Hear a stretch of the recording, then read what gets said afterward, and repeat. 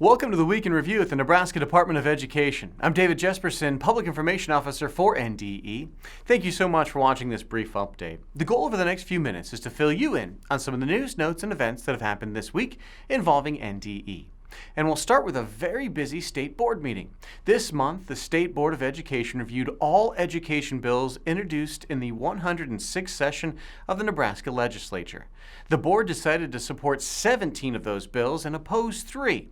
You can find a list of those bills in the State Board report on the communications page of the NDE website.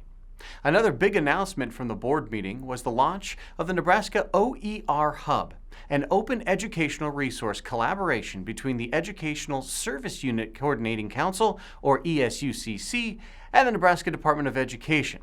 The resources are free to use and are aligned to Nebraska's standards. To learn more or to access the hub, visit oercommons.org/hubs/Nebraska. The board also received an update on how the Nebraska Department of Education has been implementing the newly passed Reading Improvement Act.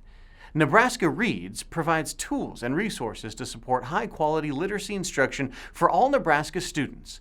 The initiative highlights policies, procedures, and practices that guide the selection and implementation of literacy practices and evidence-based interventions, and assist districts as they build family, community, and school partnerships to help students become successful readers, setting them up to learn, graduate, and succeed. February is Career and Technical Education, or CTE, month. The governor recently signed a proclamation and congratulated leaders of Nebraska career and technical student organizations on their efforts to promote career and technical readiness. CTSO leaders will come to the Capitol this month for a legislative day to speak with state senators and watch debate in action.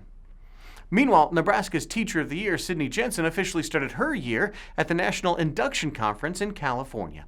Jensen met with her colleagues from around the country to collaborate and learn from one another on how to become their very best and help other teachers at their schools improve.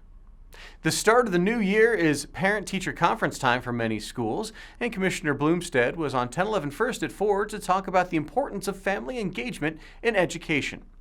Parent-teacher conferences is one way to get involved. The commissioner also talked about the Nebraska Education Profile as an important way to learn more about the schools and districts throughout the state. To view the data, visit nep.education.ne.gov. A link to the commissioner's interview can be found on NDE's Facebook page.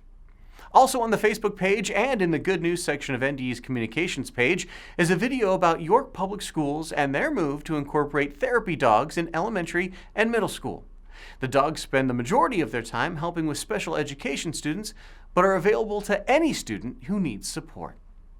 Thank you so much for tuning into this Week in Review. We'll see you next time with the latest news from NDE.